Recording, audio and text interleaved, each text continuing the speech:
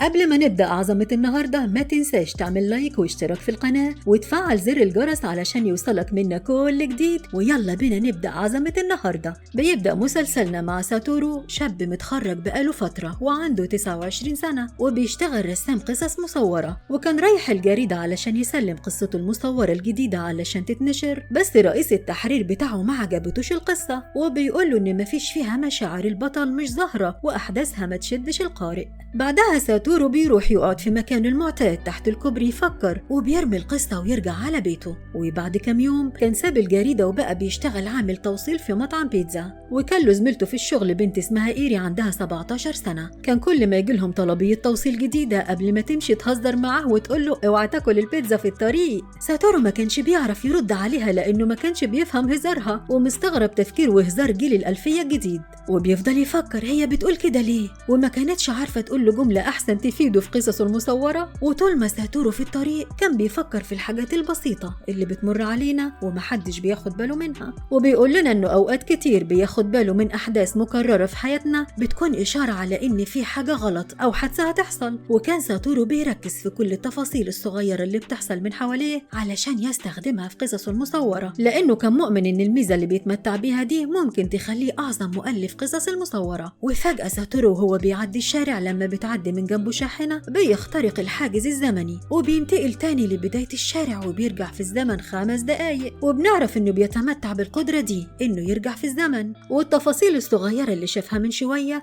زي الكنز اللي وقعت في الشارع والعربية داست عليها بتتكرر تاني. ساعتها ساتورو بيمشي في الشارع بسرعة بيدور على الحادثة اللي هتحصل لغاية ما بيشوف الشاحنة السواق بتاعها مغمى عليه. ساعتها بيعرف إن الشاحنة دي هتسبب دمار كبير وممكن حد يموت، فبسرعة بيمشي جنب الشاحنة وبيخبط على السواق وبينادى عليه علشان يفوقه، بس السواق كان جاله سكتة قلبية أصلا. وساتورو بيضرب كلاكسات كتير علشان يحذر الولد اللي كان بيعدي الطريق على أول الشارع، وكانت الشاحنة هتخبطه والولد بيرجع على الرصيف في آخر لحظة، بس ساتورو بيخبط في عربية وبيتقلب من فوق العربية ويغمى عليه. ساعتها كانت إيري على أول الشارع وبتشوف اللي حصل كله، ولما ساتورو بيفوق في المستشفى بعد يومين بيلاقي إيري جنبه، ولما بتتأكد إنه ما فقدش الذاكرة بتطمن عليه وبتقوله إنه أنقذ حياة الولد الصغير، وكانت مستغربة جدا هو إزاي عارف إن الشاحنة هتخبط حد. وساعتها ساتورو بيسألها هي ليه بتشتغل وهي سنها صغير كده، فبتقوله إنها عندها حلم وعاوزة تحققه بفلوسها ومن تعبها هي، فبيستغرب وبيقول لها ومش خايفة إنك لما تقولي على حلمك إنه ما يتحققش. إيري بتقوله إنها شايفة لما تقول على حلمها إنها مؤمنة بيه وبكده ممكن احتمالية تحقيقه تزيد مش العكس. وبعدها ساتورو بيخرج من المستشفى وبيرجع على بيته، وبنعرف منه إن اللي بيحصل له ده حاجة اسمها الصحوة وهو بيسميها كده، وبتحصل له في كل مرة يحس إن في حاجة غلط وبيرجع في الزمن علشان يمنعها أو يصلحها. وفي أوقات كتير محدش بياخد باله منه أو من اللي عمله، بس في أوقات تانية حد بيشوفه وبيعتبره بطل، والموهبة اللي عنده دي خلته يحس إنه يقدر يغير السلبيات ويكون له دور في الحياة. ولما بيوصل شقته بيلاقي الباب مفتوح ومامته جوه بتحضر له الغدا، فبيقول لها إنها مش في الريف علشان تسيب الباب مفتوح بالشكل ده. ولما بيعرف إنها هتقعد معاه كام يوم تاخد بالها منه بيتصدم وما كانش حابب الفكرة، وبيتحجج بإنه عنده شغل ومحتاج يركز في قصصه المصورة كده مش هيعرف يكتب حاجة. ساعتها مامته بتقوله إنه لو معرفش يكتبها وهي موجودة مش هيعرف يكتب حاجة أبدا. وبالليل كانت مامته بتتفرج على الأخبار، ولما بتشوف خبر عن اختطاف طفلة صغيرة والشرطة قدرت تلاقيها قبل ما الجاني يقتلها، وساعتها بيفكر ساتورو في الأحداث اللي حصلت في حيهم وهو عنده 5 سنين، وإنه كان في خطر حقيقي لأنه وقتها كان فيه عمليات خطف أطفال وأكتر من طفل اختفوا من غير أثر. ساتورو كان ناسي إيه اللي حصل في الفترة دي، وتاني يوم بيروح المكتبة وبياخد كتاب عن الجرائم الكبرى اللي حصلت في تاريخ الجريمة الياباني، وكان في الكتاب تقرير عن جريمة اختطاف وقتل 3 من زمايل ساتورو في الصف، واللي اتقبض عليه بالتهمة دي كان شاب ساتورو يعرفه وما كانش مصدق ولا معترف إنه ممكن يكون هو اللي قام بالجرائم دي، جونشيرا توري، واللي كان في انتظار الحكم عليه بالإعدام. ساتورو ما كانش مصدق إن جون هو المجرم الحقيقي لأنه وهو صغير كان يعرفه، وجون كان طيب معاه وبينصحه إزاي يكتسب أصدقاء، ودلوقتي لسه جون مستني تنفيذ حكم الإعدام فيه. وبعدها بنشوف ساتورو خارج مع مامته من المول بعد ما اشترت بكميات كبيرة، ولما بيقول لها انت اشتريتي كل الحاجات دي ليه؟ بتقول له ابقى اعزم اصحابك ولا اعمل حفلة. وطبعا ساتورو ما عندوش أصحاب أصلا. ساعتها بيشوف إيري وهي جاية ناحيتهم تسلم عليه، بس بتتكعبل وبتقع ومامته بتجري عليها وتساعدها. ساعتها ساتورو بينتقل في الحاجز الزمني ويرجع كام دقيقة ورا للحظة اللي بيخرج هو ومامته فيها من المول، وساتورو بيدرك إن انتبهته صحوة دلوقتي وإن في حاجة غلط بتحصل. وساعتها ساتورو بيطلب من مامته إنها تبص حواليها وتشوف لو في حاجة غريبة حواليها بتحصل، وهو بيلاقي إيري بتجري ناحيته فبيزعق لها وبيقول لها ما تجريش علشان ما تقعش. ومامته كان لفت نظرها واحد عند الرصيف بتشبه عليه، وكان وقتها واخد بنت معاه وماشي. ولما بياخد باله إن والدة ساتورو شافته بيسيب البنت ويركب العربية ويمشي. ووالدة ساتورو بتطلع تليفونها بسرعة وبتكتب رقم العربية، وبعدها والدة ساتورو بتعزم إيري تتعشى معاهم، وإيري بتوافق وبتروح معاهم. ولما بتيجي إيري مروحة بيسلموا عليها ويودعوها، وساتورو بيسأل مامته لو كانت لاحظت حاجة غريبة في موقف العربيات النهاردة وقت ما رجع بالزمن. ولما بتقوله إن حصلت محاولة اختطاف ساتورو بيتفاجئ وبيسألها عن التفاصيل. ساعتها أمه بترجع في كلامها وبتقوله إنها بتهزر طبعا، واللي ما أخدوش بالهم منه إن الشخص اللي هي شافته وكان هيخطف البنت الصغيرة النهاردة في الموقف كان راكن بعربيته بعيد شوية عن بيتهم وبيراقبهم طول الوقت. وتاني يوم والدة ساتورو بتتصل بواحد اسمه ياشيرو وبتقوله إنها وصلت للجاني الحقيقي في جرائم الاختطاف. ولما بترجع البيت كانت بتفكر إن عمليات الخطف بتاعت زمان ما انتهتش وإن المجرم الحقيقي حر. وفجأة الباب بيتفتح لأنها زي عادتها نسيت تقفله زي ما ساتورو أكد عليها، وبيدخل المجرم اللي شافته في الموقف وكان بيخطف البنت، وفي لحظة بيطعنها بسكينة في جنبها وبتقع على الأرض بتنزف حتى الموت. ولما بتحاول إنها تاخد التليفون من على الترابيزة علشان تتصل بساتورو كان المجرم أخده وخرج، فبتاخد ورقة صغيرة كانت جنب التليفون وبتقفل إيدها عليها وبتموت. ولما ساتورو بيرجع البيت بالليل بيتصدم لما بيلاقي الباب مفتوح وأمه واقعة على الأرض ميتة. وطبعا هو ما كانش مصدق عينيه وبيحاول يفوقها بس من غير فايدة. وساعتها بياخد باله من الورقة اللي في ايديها فبياخدها، وفي اللحظة دي بيظهر القاتل ورا ساتورو وبيقفل عليه باب الشقة.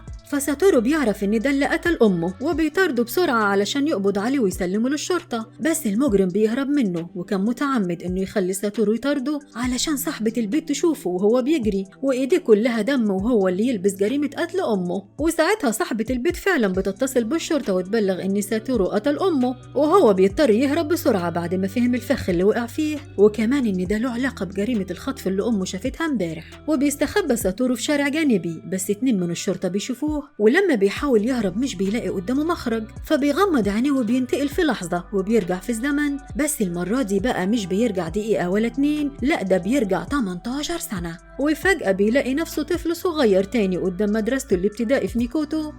طبعا ساتورو كان في صدمة وما كانش مصدق انه فعلا رجع للماضي، بس بيدخل المدرسة والفصل بتاعه وبيلاقي كل اصدقاء طفولته موجودين. وبعد ما اليوم الدراسي بينتهي بيخرج من المدرسة جري على البيت علشان يتأكد ان مامته لسه عايشة. ولما بيوصل عند البيت بيفضل يخبط بقوة علشان مامته تفتح له، بس هي ما كانتش موجودة والمفتاح كان تحت علبة قدام الباب، فبياخده ويفتح الباب وبيدخل يطمن على امه. ولما بيشوفها سايباله الاكل على الترابيزة بيطمن انها عايشة في الزمن ده وما فقدهاش. وبالليل بيصحى على صوت مامته وهي بتحضر له العشاء وكان مبسوط جدا انه شافها تاني بخير، ودي كانت السعادة الحقيقية بالنسبة لساتورو. وبيقرر انه ما يعيدش اللحظات دي تاني من غير ما يستمتع بوجود امه جنبه وفي حياته. وساتورو ما كانش فاهم الحكمة من انه رجع في الزمن 18 سنة المرة دي وعلاقة ده بانه ينقذ امه، لغاية ما وهو في الفصل تاني يوم بيشوف كايو هينازوكي زميلته واللي المفروض انها كانت واحدة من الاطفال اللي اتخطفوا في الجرائم اللي كانت حصلت. وبيفكر ان السبب في صحوته المرة دي والسبيل لانه ينقذ امه انه ينقذ كايو الأول ويمنع خطفها. وبيبدأ ساتورو إنه يركز مع كايو وبيبص عليها طول الحصة لما بياخد باله من الكدمات اللي على رجليها وبيعرف إنها بتتضرب وبتتعذب من أهلها. وزمايله بياخدوا بالهم من سلوكه المتغير لأن ساتورو ما كانش بيهتم بحد ولا بيركز مع حد من اللي حواليه. وبعدها بيروح ورا كايو وبيتكلم معاها وبيقول لها إنه عاوز يكونوا أصدقاء، ودي كانت أول مرة حد يحاول إنه يتكلم مع كايو ويصادقها، وكانت طول الوقت معزولة ومنطوية والكل بيتجاهلوها وهي ما كانتش بتحاول انها تقرب من حد اصلا. وده بيخليها تستغرب ساتورو ليه عاوز يصادقها، وبتقوله انه لو عايز يكونوا اصدقاء هينفع يقتل لها حد، وبتسيبه وبتمشي. ووقتها كان يزميله في الفصل بينصحه انه يراجع المقالات اللي في الكتاب الدوري للمدرسة، ودي كانت للاطفال كل واحد منهم كاتب مقالة من نفسه وبيتكلم عن حلمه واكتر حاجة نفسه يحققها. وساتورو لما بيقرا المقال اللي كاتبه كايو بيلاقي انها بتتمنى انها تعيش في جزيرة لوحدها بعيد عن امها وعن اي حزن او معاناة وتكون حرة تعمل اللي هي عاوزاه وقت ما تحب.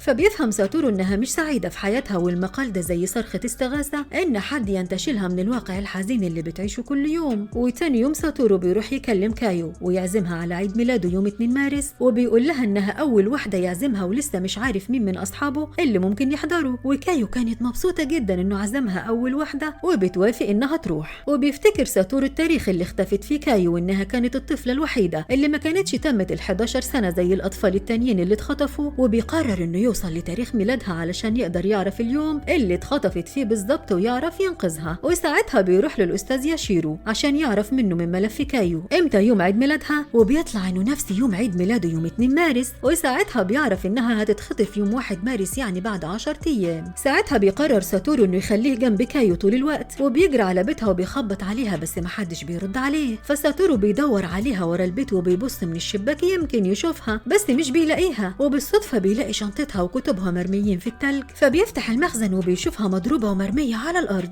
ساعتها بيترعب عليها، والغريب إن أمها هي اللي عملت فيها كده، وبتيجي تدخلها البيت وبتجبرها إنها تقوم بشغل البيت كله لوحدها وإلا هتضربها تاني. وكايو بتمشي معاها من سكات لأنها أضعف من إنها تواجهها أو تدافع عن نفسها. وتاني يوم في المدرسة كايو بتوصل متأخرة، وساتورو بيروح يبلغ الأستاذ ياشيرو باللي شافه، وبيطلب منه إن يبلغ حماية الأطفال علشان ينقذوا كايو من أمها الشريرة. بس الأستاذ ياشيرو بيقول له إنه حتى لو بلغ لازم كايو تشهد بنفسها وتعترف إن أمها بتعذبها. وتاني يوم ساتورو كان مجمع فلوس من الفصل، وبيتفاجئ إن الفلوس اختفت. وساعتها زميلته بتتهم كايو إنها هي اللي سرقتها، وفعلا بيلاقوها في شنطة كايو. بس كينيا بيقول إن ده فخ معمول لكايو علشان تورطها، وكايو مش بتتعاقب ولا حاجة واليوم بيعدي. ويوم 1 مارس ساتورو بيروح مع كايو المعرض العلمي، وبيقضوا اليوم هناك يتفرجوا على الاختراعات المختلفة. وفي الآخر ساتورو بيوصل كايو بيتها وبيستخبى بعيد ويسهر يراقب المكان لغاية ما الساعة بتعدي 12، وكان وقتها مبسوط جدا إنه أنقذ حياتها وغير المستقبل. وتاني يوم بيحتفل معاها بعيد ميلادهم، وأصدقائهم بيجيبوا لهم هدايا، ودي كانت أول مرة كايو تاخد هدية أو تحتفل بعيد ميلادها في الأساس. وبالليل بيوصلها بيتها، ودي كانت آخر مرة يشوفها فيها لأن تاني يوم في المدرسة كايو مش بتظهر.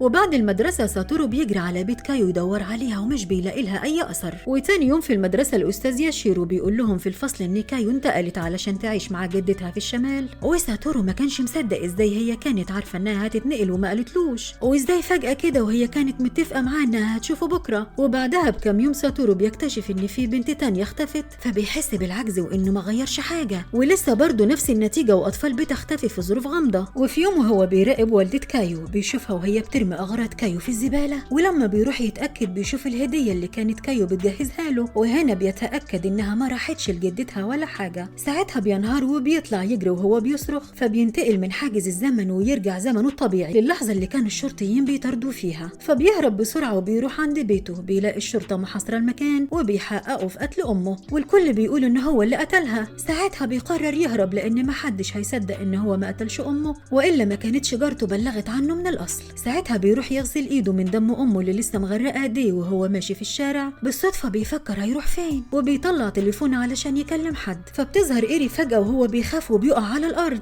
فإيري بتاخد منه تليفونه وبتقفله علشان الشرطة ما تتتبعوش، وبتعرض عليه إنه يروح معاها يستخبى في بيتها بما إنه قريب. وطبعا ساتورو ما كانش عنده أي حلول تانية، فبيروح معاها. وبيتفاجئ بعدها إن كتاب الجرايم اللي كان بيقرا فيه مع إيري كان نساه في المطعم، وهي شالته معاها علشان ترجعه له. ولما بيقرا المقالة بتاعت اختفاء الأطفال من 18 سنة بيلاقي إنه فعلا غير الأحداث ويوم اختفائهم اتغير، فبيعرف إنه يقدر يغير كل حاجة بس لو فكر صح. في الوقت اللي كان اسمه في الأخبار والشرطة بتدور عليه بتهمة قتل أمه. وتاني يوم بيصحى يلاقي إيري سايباله كتب عن كيفية الدفاع عن النفس وإزاي يعمل جهاز صاعق من كاميرا. بس ساتورو بيقرر إنه يخرج من البيت مع إنه عارف إن في خطر عليه، بس كان عاوز يلاقي أدلة تانية تساعده في تغيير الماضي وكل حوادث الخطف دي، خصوصا إنه كان في حاجة مريبة في القضية، وجون اللي شال القضية مع إن اتحكم عليه بالإعدام إلا إنه مصمم إنه بريء وما عملش أي حاجة غلط ولا أذى حد. ولما بيجي راجع البيت بعد شوية كان رئيسه في المطعم بيراقب بيت إيري علشان شك في إنها بتساعده، خصوصا إنه هو اللي شجعها على إنها تساعده لما كانت في المطعم من شوية علشان يطمنها وتاخد الأمان. ولما بيشوف ساتورو بيطلع تليفونه علشان يكلم المحقق ويبلغه، بس إيري بتلحقه في آخر لحظة وبتتخانق معاه وتكسر له التليفون وبتدخل. وبالليل كان ساتورو ثبت إيري وراح تحت الكوبري في مكانه المعتاد، وإيري بتعتذر له عن اللي حصل وبتتفق معاه إنها تروح بيتها تجيب له فلوس وبتدي له تليفونها كمان على ما ترجع. بس بتتفاجئ ان ايري جايه لها رساله من تليفون ساتورو بيقول فيها انه جاي لها البيت وتستناه هناك. ساعتها بيعرف ساتورو ان القاتل اخذ تليفون امه وبيعمل فخ لايري علشان يقتلها زي ما قتل امه. فبسرعه ساتورو بيجري على بيت ايري علشان ينقذها في الوقت المناسب. وساعتها كانت ايري في شقتها، ولما الباب بيتفتح وبيدخل القاتل اللي قتل والدة ساتورو، واول ما بيدخل بيطفي النور علشان ما تتعرفش عليه. بس هي بتحس بيه وبتضربه وبتحاول تهرب منه قبل ما يقتلها بعد ما شافت في ايده سكينه. وايري ما كانش قدامها غير انها تحاول تنط من البلكونه، بس القاتل بيزقها فجاه وبتقع على ظهرها على الارض. وساتورو كان بيجري رايح على بيتها، ومديره في المطعم بيشوفه فبيروح وراه. وساعتها ساتورو بيحاول يفوق ايري ويحركها، بس مديره كان وصل وبيقول له يختفي قبل ما الشرطه تيجي وكفايه اللي حصل لها لما اتورطت معاه. فبيمشي ساتورو وبيروح يفكر لوحده في ان القاتل اقرب مما كان متخيل. وبالصدفه بيلاقي الورقه اللي كانت في ايد امه لما ماتت وكان فيها رقم تليفون. وتاني يوم كان ساتورو اتصل بالرقم ده وطلع انه الاستاذ ياشيرو وبيتقابل معاه. ولما ساتورو بيشوفه ما كانش عارفه، فالتاني بيعرفه بنفسه على انه ساوادا محرر الاخبار اللي كان شغال مع والدته زمان. وساتورو كان مستغرب انه مش خايف منه ولا بلغ الشرطه عنه. فساوادا بيقول له ان امه لا يمكن تربي قاتل، وهو عارف ومتاكد انه مش هو اللي قتل امه، فما فيش حاجه يخاف منها. في الوقت ده كانت ايري فائت في المستشفى وبتسمع المحققين بالصدفه وهم بيتكلموا عليها وبيقولوا ان بصمتها على السكينه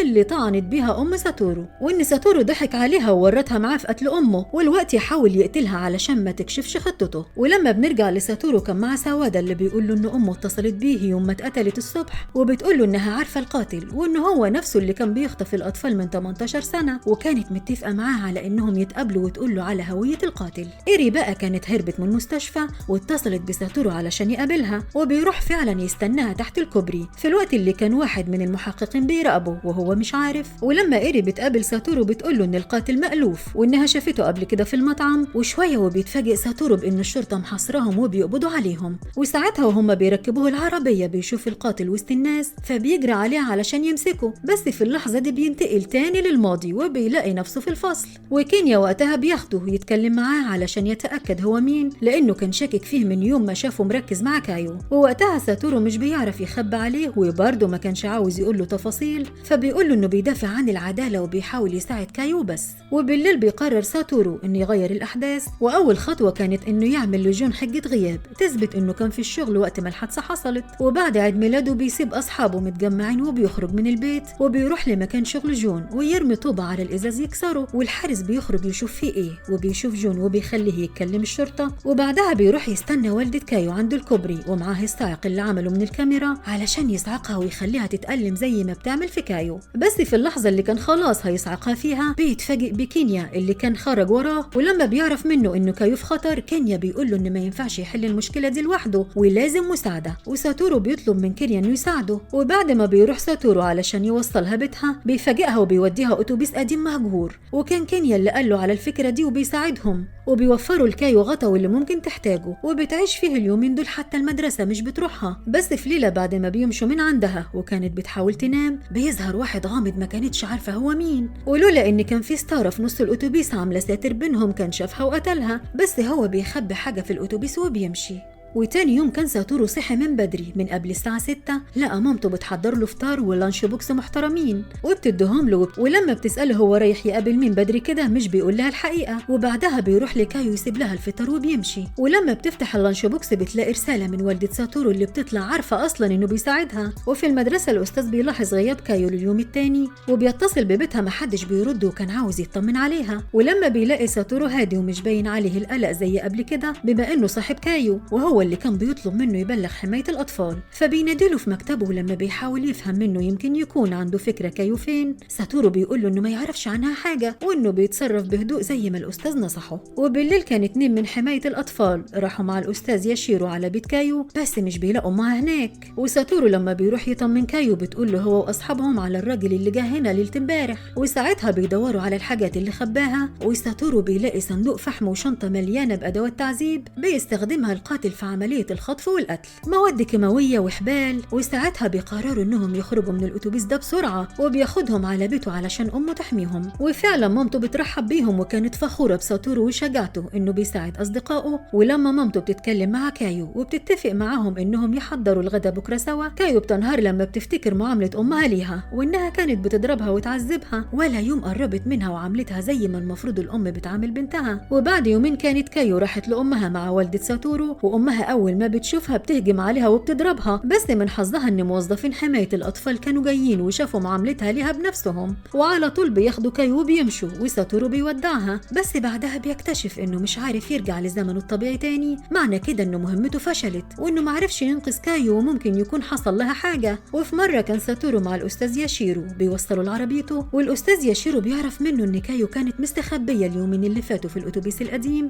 وساتورو بالصدفة بيفتح التابلو وبيلاقيه مليان بالمصاصات، وبيستغرب الأستاذ بيعمل إيه بكل الحلويات دي. ولما بيروح المدرسة بيتكلم مع كينيا اللي كان باين عليه إنه أذكى من ساتورو أبو 29 سنة، لأنه كان فهم كل خطة ساتورو من البداية وعارف كل اللي عمله، واللي إنه أنقذ جون بالحجر اللي رماه على الشباك. ساعتها ساتورو بيعرف منه إنه مقرر إنه يكون محامي زي أبوه، وبيحكي له عن قضية قتل كان أبوه ماسكها ومصمم إنه موكله بريء. كانت الضحية فيها بنت عندها 10 سنين اتسممت بأول أكسيد الكربون من الفحم. وفي اللحظة دي ساتورو بيفتكر الفحم اللي شافه في الأتوبيس، وبيفكر إنها لا يمكن تكون صدفة. تفتكروا ساتورو هيقدر يغير أحداث الماضي ويلاقي القاتل وينقذ أمه وأصدقائه ويرجع لزمنه الطبيعي، ولا هيفضل محبوس في الماضي؟ خمنوا مين القاتل وقولوا لنا في التعليقات. هيطلع أكتر واحد ما كانش يخطر على بالك وأقرب مما هو متخيل. يلا يا ترى قول لنا مين؟ ما ساتورو كان بيتكلم مع كينيا وعرف منه بالقاتل اللي ارتكب جريمة في مدينة تانية، وكان تسمم الفحم من الطرق اللي استخدمها. ساعتها ساتورو بيعرف ان القاتل ده هو نفسه اللي بيخطف الأطفال في مدينته وبيقتلهم، لأنه كان شاف صندوق مليان بالفحم في الأتوبيس المهجور اللي كانوا مخبيين فيه كايو. ولما كينيا بيعرف من ساتورو تخمينه ده، بيروحوا عند الأتوبيس، ولما بيشوفوا أثر الأقدام بيعرفوا ان فيه شخص جه الأتوبيس امبارح ومشي تاني. فبيدخلوا الأتوبيس وساعتها بيتفاجئوا ان الشنطة اللي فيها الأدوات والحبال اختفت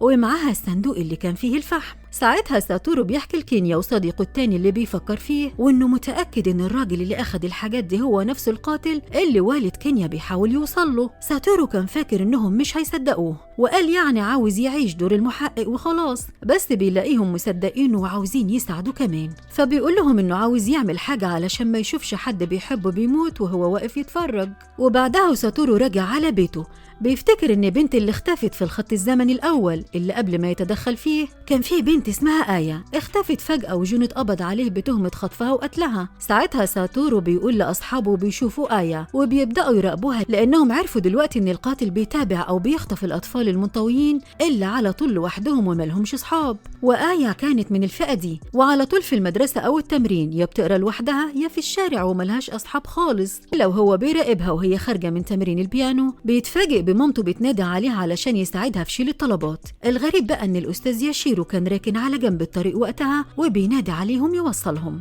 وتاني يوم كانت آية قاعدة لوحدها عند المنارة لما التلاتة كانوا بيراقبوها وبيروحوا يتكلموا معاها، وبيشوفهم 2 من زمايلهم في المدرسة وهم بيراقبوا آية، وبيعرفوا انهم ناويين على حاجة، وبيطلبوا منهم انهم يروحوا معاهم المقر بتاعهم علشان يبقوا كلهم أصحاب.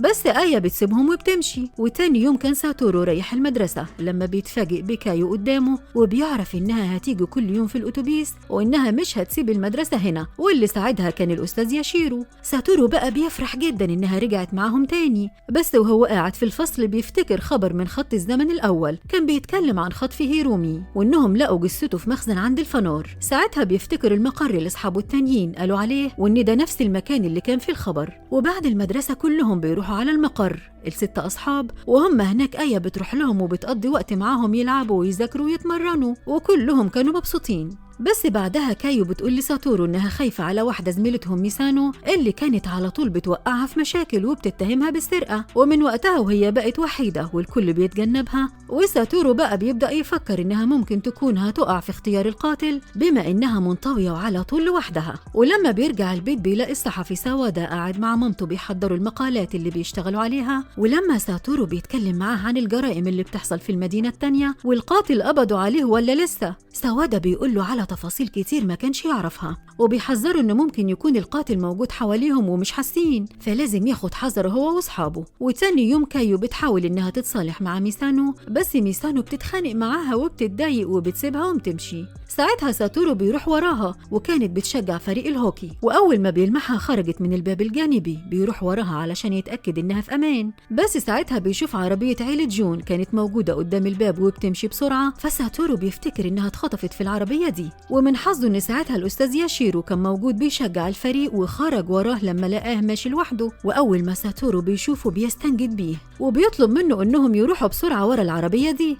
ساعتها بيتحركوا بسرعة بالعربية، وساتورو بيقول إن ميساتو مخطوفة في العربية دي، فالأستاذ ياشيرو بيديله عصير يشربه وبيبدأ يتكلم معاه وبيقول له إن في الفترة الأخيرة بقى يلعب دور المحقق. وساتورو في اللحظة دي كان أدرك إنه ممكن كان بيضيع وقته، ولما ياشيرو بيسأله ويفهم منه أكتر، ساتورو بيقول له إنه هو وأصحابه حاسين إن في واحد بيتربص بالأطفال المنطويين وبيخطفهم وبيقتلهم، وإن اليومين اللي فاتوا دول كانوا بيقربوا من أي بنت كانوا بيحسوا إنها لوحدها وبيتصاحبوا عليها علشان يكونوا لها صداقات وما تكونش معظم الوقت لوحدها، وكانوا عاوزين يمنعوا أي حالات اختطاف ويحموا كل اللي يقدروا عليه حتى لو كان بأبسط الطرق. وساتورو بيقول له إن ده السبب اللي خلاه فجأة بقى اجتماعي، لأنه كان في فراغ جواه عاوز يملاه بصداقاته الجديدة وكان بيحس إنه شخص أحسن. ساعتها الأستاذ ياشيرو بيقول له إن هو كمان بيكون عنده نفس الإحساس، وإن فلسفته في الحياة هي إن الخير والشر الدافع ليهم واحد. ساتورو لما بيسمعه بيقول كده بيعرف إن تفكيره متطرف، إزاي فعل الخير وفعل الشر بيكون الدافع وراهم واحد. وبتكمل مفاجآت ياشيرو لما بيقول له إنه بقاله فترة بيحاول يتقرب هو كمان. وساعتها ساتورو لما بيفتح تابلو العربية علشان ياخد حلويات زي العادة بيتفاجئ إن مفيش حلويات أصلا، وفي علبتين أدوية، واحدة لمنوم والتانية ملين. وياشيرو بيقطع عليه تفكيره وظنونه وبيقول له إن دي مش عربيته أصلا، وإن ميساتو مش في الشاحنة اللي بيطاردوها دي كمان. شوية وبيدخل في طريق في الغابة لغاية ما بيوصل عند البحيرة. وساتورو لما بيحس بالخطر وبيحاول يفك حزام الأمان بيلاقيه عطلان ومش بيعرف يفكه. ولما بيوصلوا عند البحيرة ياشيرو بيوضح له كل حاجة وبيقول له إنه هو القاتل اللي بيدور عليه، وإن في اليوم اللي كان وصل له هو ومامته ده كان ياشيرو أصلا مستني آية تخلص تدريب البيانو بتاعها علشان ينفذ خطته ويخطفها. بس لما ساتورو ظهر الخطة باظت، زي بالظبط لما بوظ خطته الخطف كايو هي كمان. ولما ياشيرو بدأ يحس إن الموضوع مش صدفة، قرر إنه يستخدم ميساتو كطعم مش أكتر عشان يتأكد من ظنونه تجاه ساتورو. وفعلا كان شكه في محله لما لقى إن ساتورو بيتقرب من ميساتو هي كمان. ومن شوية لما لقاها جاية وساتورو بيراقبها كان حط لها ملين في الشاي بتاعها، واتصل بمطعم عيلة جون بعتوا اوردر أكل، عشان كده العربية كانت موجودة. ياشيرو ساعتها خرج لساتورو على أساس إنه يطمن عليه، بس للأسف كان له خطة كبيرة تانية، وبنشوف إن ميساتو أصلا ما خرجتش من الاستاد. وبعد ما ساتورو بيعرف كل ده بيتصدم إنه ما شكش ولا لحظة في ياشيرو، وإن ثقته الزايدة فيه هي اللي خلته يشيله من قائمة شكوكه. وطلع في الآخر إن القاتل الحقيقي اللي بيخطف وقتل هو آخر واحد ممكن أي حد يتخيله أو حتى يخطر على باله إنه يشك فيه. وفجأة ساتورو بيغمى عليه بعد لما ما بيعرفش إنه يتحرر من حزام الأمان ويهرب. ولما بيغيب عن الوعي كان ياشيرو بيحكي عن ماضيه، وبيقول إنه وهو صغير كان بيتعرض لضرب شديد من أخوه الكبير طول الوقت، وكان بيتنمر عليه علشان أبوهم وأمهم بيحبوا ياشيرو أكتر منه. مع الوقت ده عمل ياشيرو عقدة وبقى عنده فراغ داخلي، خصوصا بعد ما أخوه اتورط في جريمة قتل واضطر ياشيرو إنه يساعده ويخفي الجثة. بس في الفترة دي كان أخوه بيهينه وتنمره عليه زاد، وكان بيحمله ذنب موت الضحية علشان يجبره إنه ينفذ كل أوامره، لغاية ما في يوم ياشيرو استخدم أدوات من المخزن وشنق أخوه، وكان متقن الموضوع علشان يبين إن أخوه هو اللي انتحر والشرطة تقفل القضية من غير تحقيق. وفعلا ده اللي بيحصل. بس ياشيرو بيكبر وبيبقى قاتل متسلسل، وكل حاجة كانت ماشية من غير ما يتعرف وعادي، لغاية ما ظهر ساتورو وبدأ يفتش في الموضوع شوية. وبينزل ياشيرو من العربية وهو بيقول لساتورو إنه كل حاجة هتنتهي بموته، وإن بعد ما يقتله هينتقل لمدينة تانية ويبدأ حياة جديدة، وبكده يكون حقق لساتورو السلام اللي كان عاوز يحققه. وبيشغل العربية وبيسيبها تنزل في البحيرة اللي كانت ميتها شوية وهتتجمد، درجة حرارتها منخفضة جدا وفيها تلج كتير. وبالليل كانت والدة ساتورو بتدور عليه، وأول ما بتسمع صوت التليفون بتجري ترد وبتتصدم من الخبر اللي سمعته. وتاني يوم في المدرسة ياشيرو بيبلغ زمايل ساتورو في الفصل إن ساتورو اتعرض لحادثة وحالته حرجة في المستشفى. ساعتها كينيا مش بيقدر يتحمل الخبر وبيجري يقعد لوحده على السلم وبيبكي، وهو مصدوم ليه ده يحصل لساتورو وإزاي يعرض نفسه للخطر. وبتمر السنين ووالدة ساتورو كانت شغالة في مطعم، وسوادا بيروح يقابلها في مرة وبيديها تذكرة لمتحف الفنون في أوينو. ساعتها بتفتكر كلمة ساتورو لما كان بيقول وبيقول لها إنها تقدر تروحها بقطر واحد رحلة واحدة. بعدها بنشوف كينيا واقف في المطر بيبص على الإعلانات الانتخابية لواحد من المرشحين نيشيزونو، وفجأة بيلاقي سوادا واقف وراه وبيعرفه بنفسه وبيطلب منه إنهم يقعدوا مع بعض شوية عشان موضوع مهم. وبنعرف إن كينيا متضايق جدا، وفي الحالة دي بسبب إن النهاردة آخر يوم وتسقط التهم بالتقاضي في قضية القاتل اللي أبوه كان بيحقق فيها، وبيحاول يثبت براءة موكله. ومر دلوقتي 15 سنة، وبيتفق مع سوادا إنهم يتعاونوا وما يستسلمش. وتاني يوم كانت والدة ساتورو راجعة البيت، وبنعرف إنه في غيبوبة بقاله 15 سنة من يوم الحادثة وإنه ما ماتش ولا حاجة. شوية وبتتفاجئ والدته إنه فتح عينيه لأول مرة من سنين، وفرحتها ساعتها كانت لا توصف، وعلى طول بتبعت رسائل لكينيا تعرفوا إن ساتورو فاق أخيرا، فبيروح لهم على المستشفى. والدكتور لما بيفحص ساتورو كان متفاجئ إنه بيقدر يتحرك بعد 15 سنة ما بيتحركش فيهم، يعني عضلاته كلها مفروض كانت حصل لها ضمور، بس لأنه أمه كانت بتعتني بيه وكانت بتمرنه وهو نايم فضلت عضلاته على حالتها وبتستجيب للحركة. ساتورو لما بيعرف إنه كان في غيبوبة بقاله 15 سنة بيتصدم، وحياته مرت من غير ما يعيشها. ولما الدكتور بيسأله عن آخر ذكرى ليه قبل ما يدخل في غيبوبة بيسأل أمه عن الني الخاص بيه، وبيعرفه إنه فقد جزء كبير من ذاكرته وأحداث كتير في حياته نساها. وبعد شوية بيجي كينيا وهيرومي يزوروه، بس أمه بتغير الموضوع لما بتلاقي إن كينيا هيتكلم معاه في الماضي، فبيفهم كينيا إنه لسه مش مستعد. وقبل ما الاتنين بيمشوا كينيا بيدي لوالدة ساتورو ملف فيه الأخبار وكل اللي حصل في البلد من 15 سنة علشان لو حب يعرف إيه اللي فاته. وفي الفترة دي بيبدأ ساتورو العلاج الطبيعي، واللي كان بالنسبة له مؤلم جدا، بس لازم يعافر علشان يقدر يتحرك لوحده من غير مساعدة. وفي مرة وهو بيتمشى بيتفاجئ ببنت جاية عليه ومعاها طفل صغير، فبيعرفها على طول وإنها كايو صديقة طفولته. وبيعرف ساتورو إنها هي وهيرومي اتجوزوا، وكانت كايو بتشكره لأن حياتها الجديدة دي كان هو السبب في إنها تكون موجودة لما أنقذها زمان وغير حياتها. وبيبدأ بعدها ساتورو يرسم في محاولة منه إنه يفتكر ماضيه من خلال الرسم، وأول ما بيرسم كانت صورة لكايو وهي شايلة ابنها، وكانت رسمة حلوة جدا لدرجة إنه نفسه بيستغرب هو إمتى بقى بيعرف يرسم كده. وبالليل مامته بتديله الملف اللي كينيا سابهوله، ووالدته كانت مترددة إنها تديله الكتاب أصلا، بس طالما الابن عاوز حاجة لازم إنها تدعمه وتسنده وما تمنعوش من إنه يحاول. وبيسهر ساتورو يقرأ الملف وبيحكي له كينيا إنه تم العثور عليه في العربية في البحيرة الساعة 6:30، وكانت دكتورة بيطرية معدية من هناك بالصدفة رايحة المزرعة، ولما بتنقذه كان بيعاني من سكتة قلبية. وبعد ما بتعمله الإسعافات اللازمة وتنعش قلبه فبيرجع للحياة بس بدماغه، وكان في غيبوبة ومش بيعرف يفوق. والمفاجأة بقى إن المية الباردة كانت السبب في إنه يكون عايش لغاية دلوقتي، لأن انخفاض درجة الحرارة خلى المخ يدخل في حالة سبات أو توقف مؤقت وما حصلوش موت دماغي، وعشان كده كان نايم بقاله 15 سنة. الغريب وقتها إن اللي حصل لساتورو قدر يثبت إن القاتل اللي كان بيتكلم عنه موجود فعلا في المدينة، ووقتها الشرطة بتفتح تحقيق بما إنها قضية شروع في قتل، بس للأسف مش بيقدروا يلاقوا أي خيط يوصلهم للحقيقة. وفي الفترة دي كان ساتورو اتنقل للرعاية المنزلية، ووالدته هي اللي كانت بتهتم بيه وبتعمله تمارين رياضية لإيديه ورجليه كل شوية علشان عضلاته ما تنساش الحركة ويقدر يتحرك أول ما يفوق من الغيبوبة. أصحابه وزمايله في المدرسة بقوا كانوا بيلموا له تبرعات علشان يساعدوا في علاجه، لأنه لو كان مكانهم كان عمل كتير، وكفاية إنه حاول يحمي أصحابه من القاتل وكان بيدور عليه لغاية ما وقع ضحية ليه. وكل أصحاب ساتورو كانوا شايفينه بطل في عيونهم لأنه غير حياتهم وضحى بنفسه في سبيل إنه يحميهم ويحافظ على حياتهم. وتاني يوم كان ساتورو بعد جلسة العلاج الطبيعي المرهقة خرج لحديقة المستشفى، وساعتها كان في واحد من المصورين بيراقبه وبيصوره وهو مش واخد باله علشان يعمل عنه مقالة صحفية ويقول فيها حكاية ساتورو وإزاي فاق بعد 15 سنة غيبوبة. وفجأة بتهجم على المصور بنت وبتضربه وبتاخد منه الكاميرا وتكسر الفيلم بتاعها وتخلي المصور يهرب، لأنها لو بلغت الشرطة هيتقبض عليه بما إنه بيصور حد من غير إذنه. البنت دي بقى تبقى مين؟ إيري. وأول ما ساتورو بيشوفها بيحس إنه يعرفها من زمان جدا ومن مكان ما، هو اتفاجئ بيها أصلا. ولما بيتكلم معاها ويشكرها بتقول له نشعرها في الحياة إنها تساعد الناس حتى لو كان بأقل جهد أو بأبسط حاجة. ولما إيري بتلاقي إن ساتورو معجب بشعرها في الحياة وبيشجعها عليه بتفرح جدا لأن مش كتير بيقدروا يفهموا وجهة نظرها. وساعتها بتقول له إن حلمها وإنها نفسها تلف في العالم وتصور بكاميرتها كل الجمال اللي في العالم. ولما بتعمل بإيديها علامة الكاميرا وهي بتبص في السماء فجأة ساتورو بيسرح في الحركة دي وبيفتكر ذكرى من الماضي أو الخط الزمني التاني في اليوم اللي كان قابلها فيه قدام المول، وفجأة بيقع على الأرض مغمى عليه.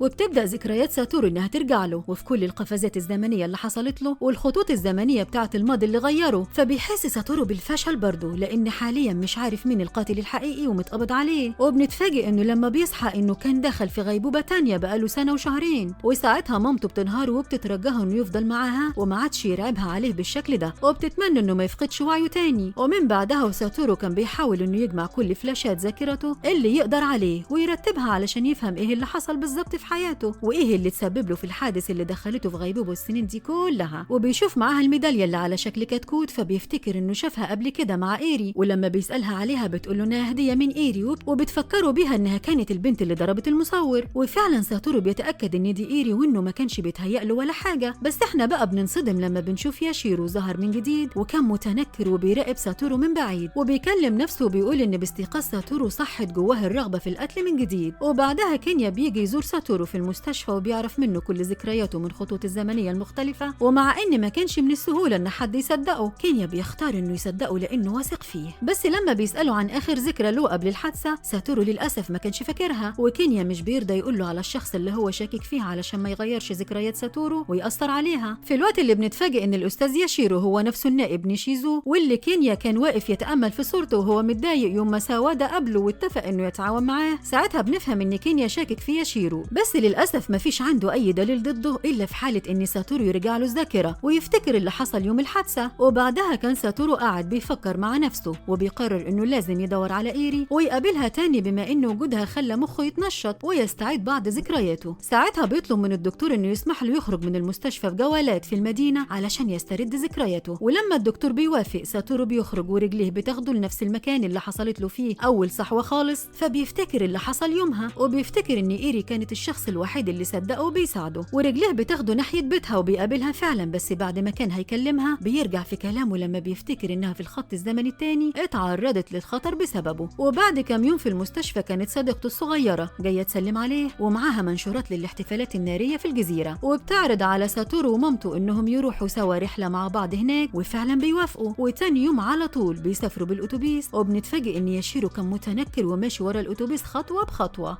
ولما الأتوبيس بيوصل، ياشيرو كان متنكر كسواق في عربية تانية تبع المنظمين للرحلة، وأول ما بيجي ينزل للناس شنطهم بياخد تليفون من شنطة ساورو وعيلته. ووقتها وهو بيدخل الصناديق والأغراض، والدة ساتورو بتلمحه وبتشبه عليه، بس ما بتلحقش تركز مين ده لأن كانت الحركة سريعة لأنه كان اتحرك بسرعة. وفي الوقت اللي كومي كانت بتسمع الإرشادات، ياشيرو بيعدي من جنبها بسرعة وبيسيب في جيب شنطتها رسالة، وطبعا ما حدش بياخد باله منه. وبعدها بيروح ياخد صندوق تبعه وبيدخله في واحدة من الكباين اللي هيسكنوا فيها، والظاهر كده ان الصندوق ده فيه الادوات اللي بيستخدمها في جرايمه. في الوقت اللي كانت والدة ساتورو لسه بتفكر في الشخص اللي قابلته وبتشبه عليه ده، وفي لحظة بتعرف انه ياشيرو، فبتسأل ساتورو لو كان ياشيرو واحد من المتطوعين في الرحلة دي ولا لا. وبعد شوية بتبدأ كومي رحلتها مع ساتورو في الجزيرة، وكان في مسابقة جمع الأختام من المواقع السياحية المختلفة في الجزيرة. فكومي بتمشي هي وساتورو اللي كان ماشي بعكازين، وبيلفوا الجزيرة كلها لغاية ما بيجمعوا الأختام اللي هي عاوزاها علشان تفوز. بس طبعا مش بتفوز لأن ساتورو كان بطيء جدا. بس كومي ما كانتش متضايقة، وساعتها لما بيوصلوا والدة ساتورو بتسأله على الساعة لأنها مش لاقية تليفونها، وبتفتكر إنها نسيته في البيت،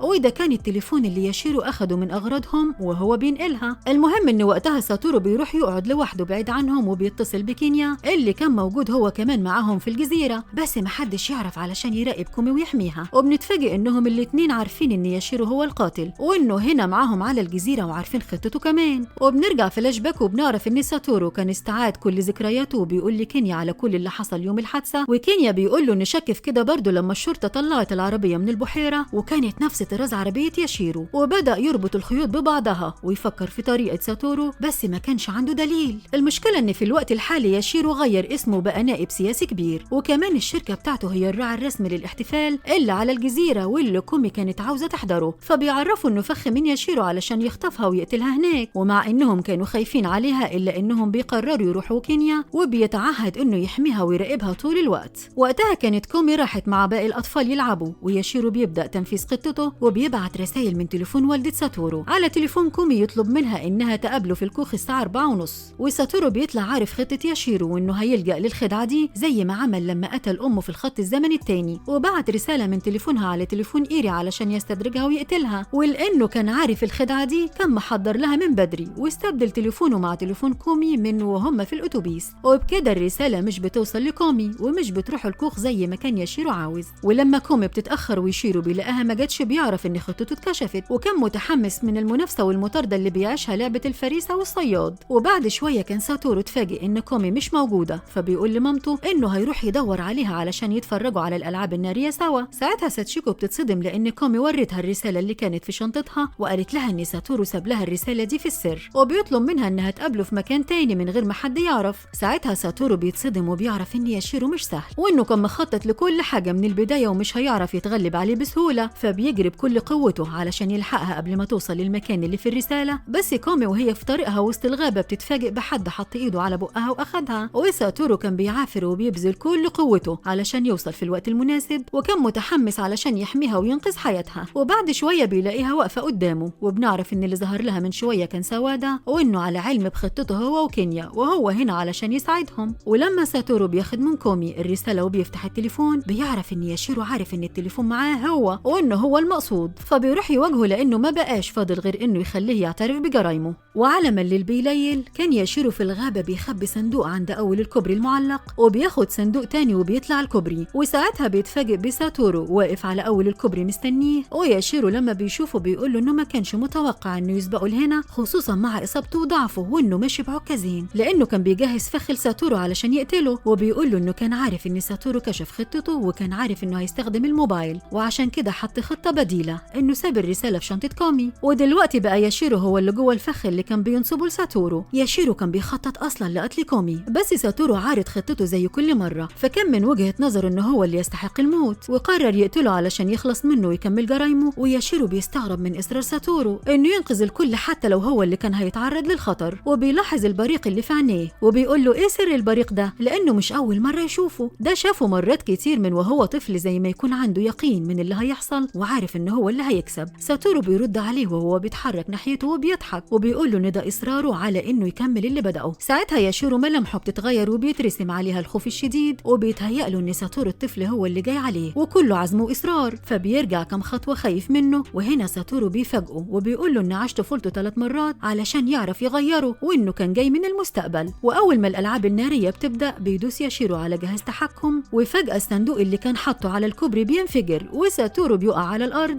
بس بيرجع يقوم تاني ويجري على ياشيرو ويوقعه في النهر معاه. ساعتها بيتفاجئ ياشيرو بأنوار كشافات الشرطة من حواليهم، والشرطة كانت محاصرة المكان كله، واعتراف ياشيرو بكل الجرائم اللي عملها بيتسجل، وبقى مستحيل إنه يعرف يخرج من القضية. وبعدها بكم يوم كان ياشيرو في السجن، وكينيا بيروح يزوره علشان يعرف دوافعه في جرايمه دي كلها واشمعنى رجع تاني الوقت يكملها. ياشيرو بيقول له إنه كان ساتورو الشخص الوحيد اللي فهمه، وده خلاه يبقى عدو اللي ملى الفراغ النفسي جواه بإحساس إنه مش وحيد وإن في حد بيطارده. تفكير غريب قوي بصراحة، وإن لما ساتورو دخل غيبوبة بقى هو وحيد فعلا، وانتقل لمدينة تانية وغير هويته ووظيفته لغاية اليوم اللي عرف فيه بإن ساتورو فاق من الغيبوبة، ووقتها صحت جواه الرغبة في القتل من جديد، وقرر إنه يقتل الطفل الوحيد اللي فشل في قتله زمان. وبعدها بفترة بيتحكم على ياشيرو بالإعدام. وبالنسبة لساتورو بيبدأ حياته من جديد، وبيكمل كرسام قصص مصورة، وقصته المصورة المفضلة اللي في أول حلقة كان المنتج رفضها وما عجبتوش، ساتورو نشرها المرة دي وتحولت لمسلسل على التلفزيون وبقى ناجح جدا. قصته اللي تعتبر هي قصة حياته، وازاي البطل كان متسلح بقلب من حديد بيثق في اللي حواليه واكتسب أصدقائه وما بقاش وحيد. كل أصدقائه دلوقتي بفضله بقى عندهم حياة وعايشين في سعادة. ومع الوقت بقى ساتورو من أنجح كتاب القصص المصورة، وعنده شركته كمان، وكل قصصه كانت بتتعمل مسلسلات تلفزيونية، وأمه عايشة بسلام وسعيدة بنجاحات ساتورو. وفي يوم بيخرج علشان يروح مكانه المفضل تحت الكوبري علشان يرسم ويفكر في القصة الجديدة، وبيعرف إن ده الخط الزمني الحقيقي بقى. وساعتها بيتفاجئ بإيري جاية تستخبى من التلج، وبيعرفها أول ما بيشوفها، ومن وقتها وهو ما بقاش بينتقل للماضي تاني وعاش حياته بشكل طبيعي. وفي النهاية بنتعلم إننا لازم نثق في أصدقائنا، لأن بيهم الحياة مختلفة. طول ما أنت معك صديق صح بتثق فيه وبيساندك. لو كانوا أصدقاء ساتورو ما صدقوهوش ولا حاولوا يصدقوا الحقيقة معاه، ما كانش زمان حد فيهم عاش وبقوا ضحية ياشيرو. وبرضه لما نشوف حاجة غلط أو حد بيتعرض للإهانة والتنمر، ما ينفعش إننا نتجاهله، لازم نساعده ونحميه حتى لو كان بفعل بسيط، عشان يستعيد ثقته وشجاعته وإنه مش لوحده في العالم. وبكده بتخلص حكايتنا النهاردة. دعمونا باللايك والشير، وما تنسوش تفعلوا زرار الجرس علشان يوصل لكم منا كل جديد. وسلام.